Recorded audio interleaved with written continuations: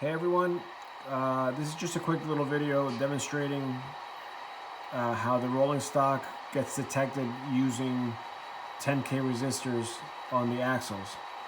The reason I'm doing this is because in previous situations, only the locomotives would get detected because they're powered. So, for example, this red line you see here is detecting the train that we're going to be demonstrating with.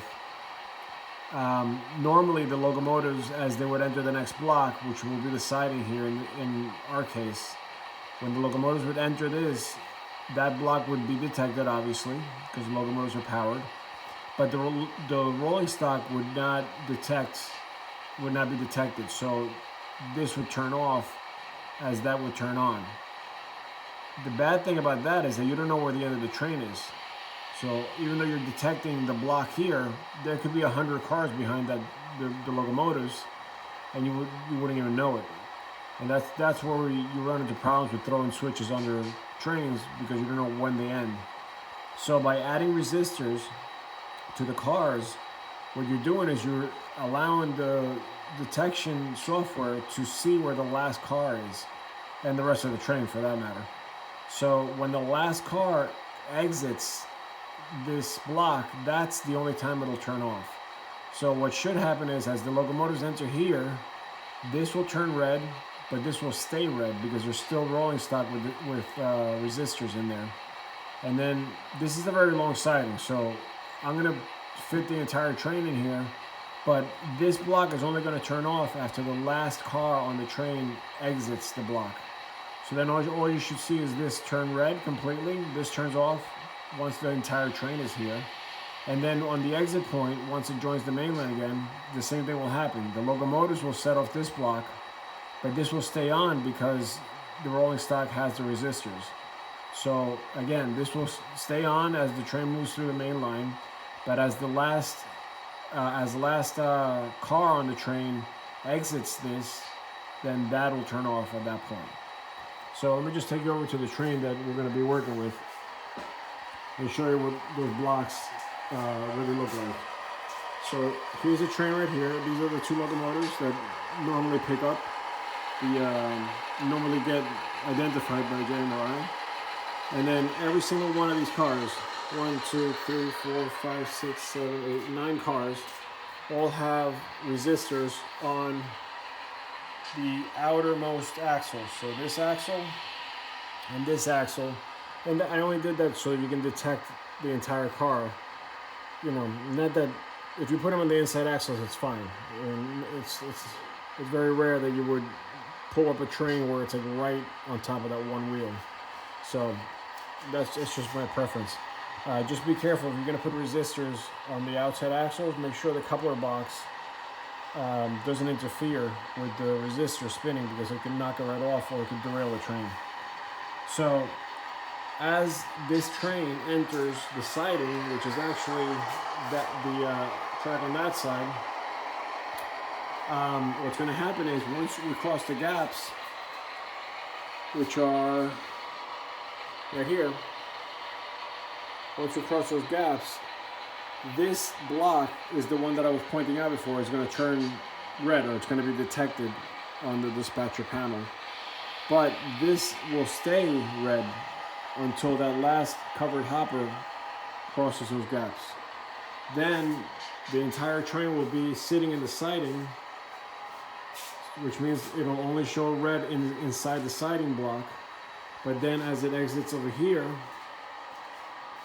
the locomotives will set off this segment or this block, so that'll turn red, but this will stay red until the last hopper once again crosses the gaps, which are right here. Then that'll turn off, and so on and so forth.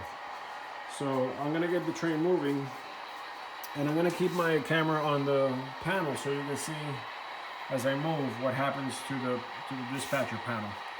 So again, we're dealing with this situation. So let me get the turnouts lined up for the siding and also for the exit point. So now we're lined up to go into the siding and then out into the main again. So let's get going here.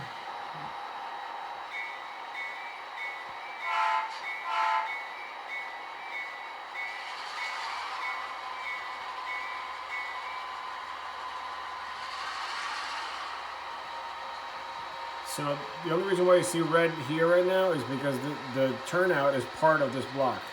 But once I enter the siding, you'll see the actual block turn red. The train's moving behind me. And it should be setting it off very soon.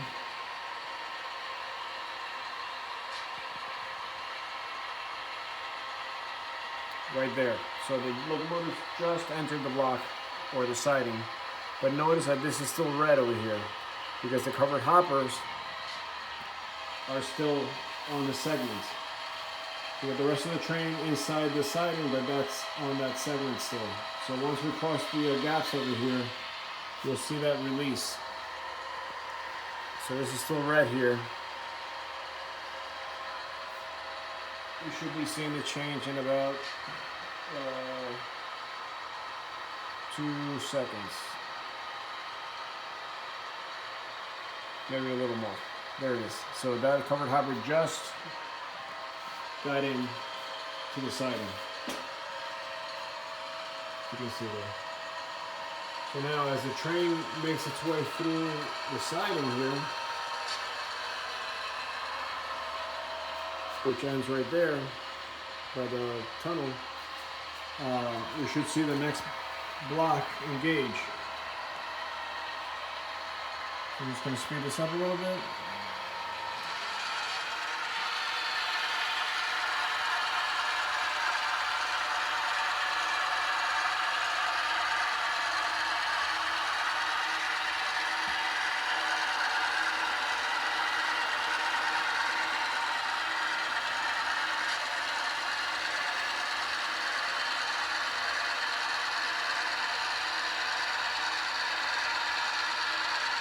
So we're now approaching the gaps.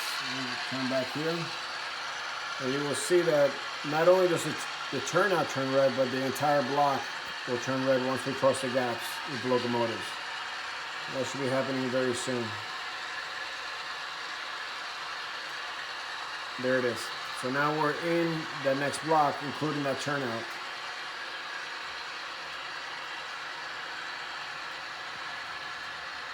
And once that last hopper